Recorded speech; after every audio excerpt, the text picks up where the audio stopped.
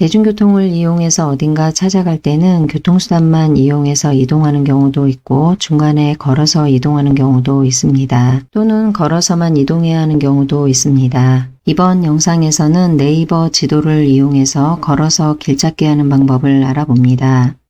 네이버 지도에서 도보 길찾기는 출발지와 도착지 간의 직선거리가 50km가 안 될 때만 실행할 수 있습니다. 네이버 지도를 터치합니다. 네이버 지도 화면이 열립니다. 오른쪽 상단으로 이동해서 길찾기를 터치합니다. 길찾기 화면으로 이동합니다. 상단에 출발지 입력과 도착지 입력이 있습니다. 각각 터치해서 출발지와 도착지를 입력합니다.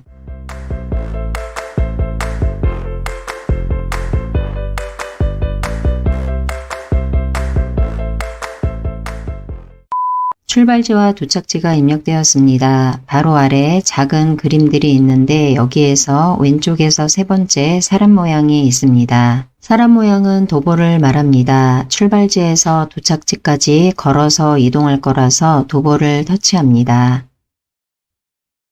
도보 관련해서 지도가 변경되었습니다. 아래쪽을 보면 추천해서 가장 빠른과 큰 길 우선이 표시됩니다. 가장 빠른 길은 도로 상황 등을 고려해서 가장 적합한 길을 안내합니다. 큰 길 우선은 4차선 이상의 도로를 중심으로 합니다.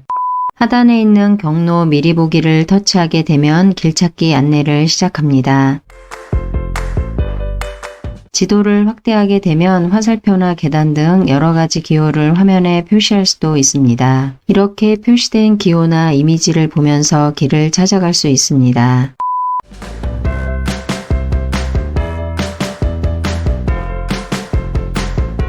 이동 방향이 바뀔 때마다 번호로 순서를 구분해서 표시합니다. 화면 상단에 손가락을 두고 왼쪽이나 오른쪽으로 밀어보면 해당 번호에 맞는 위치가 지도에 표시됩니다.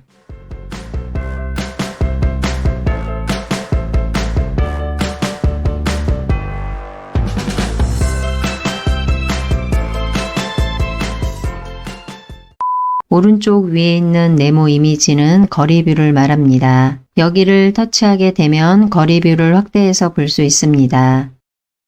거리뷰 이동 방식 선택 화면이 표시됩니다. 거리뷰 위에 화살표로 표시할지 선으로 표시할지를 선택할 수 있습니다. 지금은 기본값이 화살표로 선택되어 있습니다. 기본 설정 그대로 두고 적용하기를 터치합니다.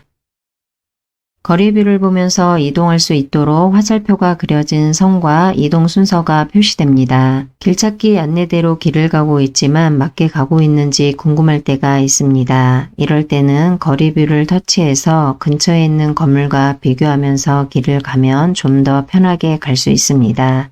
화면 상단에는 거리뷰를 촬영한 날짜가 표시됩니다. 여기를 터치하게 되면 화면 하단으로 과거의 거리뷰를 촬영했던 날짜가 표시됩니다. 날짜를 터치해서 과거의 거리뷰도 확인할 수 있습니다.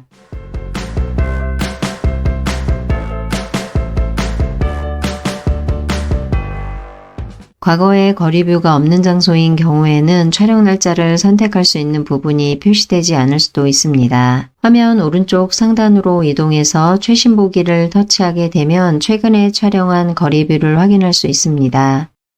이전 화면으로 이동하기 위해서 왼쪽 상단에 왼쪽 화살표를 터치합니다.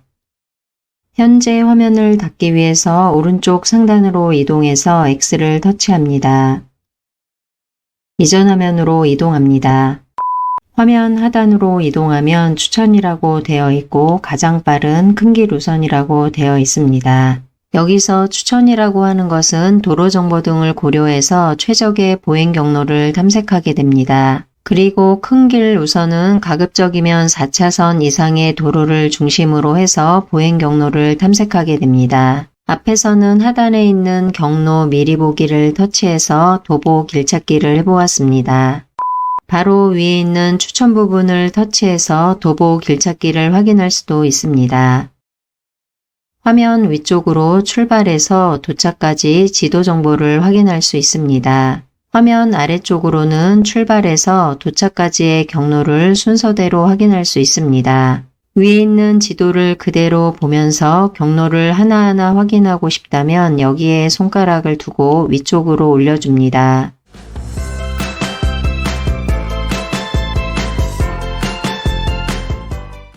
화면을 위쪽으로 올릴 때 경로마다 오른쪽에 사진이 있었습니다. 이 사진들은 각각 경로의 거리뷰를 말합니다. 걸어서 길을 가다가 지금 가고 있는 길이 맞는지 거리 사진으로 확인하고 싶다면 오른쪽에 있는 거리뷰를 터치하게 되면 거리 사진을 확인할 수 있습니다. 위에 있는 지도에서 출발해서 도착까지 전체적인 경로만 확인했고 이 지도가 필요 없다면 경로 부분과 지도 사이에 빼기 표시가 있습니다. 여기에 손가락을 두고 위쪽으로 밀어주면 지도는 최소화하고 경로 부분을 더 많이 보여주게 됩니다. 경로 부분만 좀 더 크게 확대되었습니다. 순서대로 길을 찾아가면서 혼동이 되는 경우에는 오른쪽에 거리뷰를 터치해서 확인하면 되겠습니다. 이전 화면으로 이동하기 위해서 왼쪽 상단에 왼쪽 화살표를 터치합니다.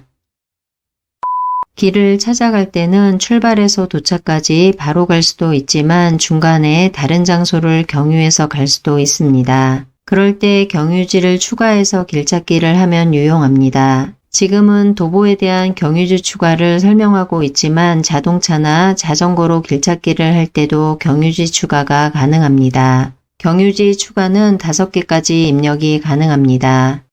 경유지를 입력하기 위해서는 도착지 입력 부분 오른쪽에 더하기를 터치합니다. 출발지와 도착지 중간 부분에 경유지 입력란이 생겼습니다. 여기를 터치해서 경유지를 검색합니다.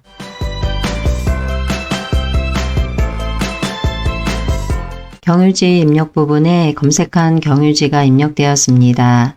아래쪽에 지도를 보면 경유 1이라고 위치 모양이 표시됩니다.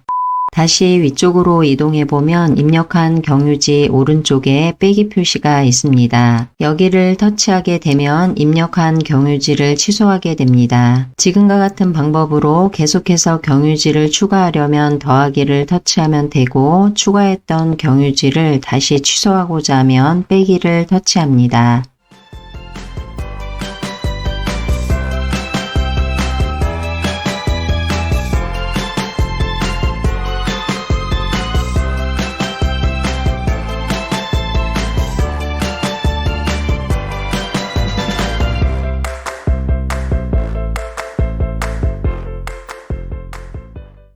경유지를 최대로 5개까지 입력할 수 있기 때문에 지금은 최대로 5개를 입력했습니다. 그래서 도착지 오른쪽을 보면 5개 이상 경유지를 추가할 수 없기 때문에 더하기가 표시되지 않습니다. 이렇게 설정한 상태로 길찾기를 진행하려면 확인을 터치합니다.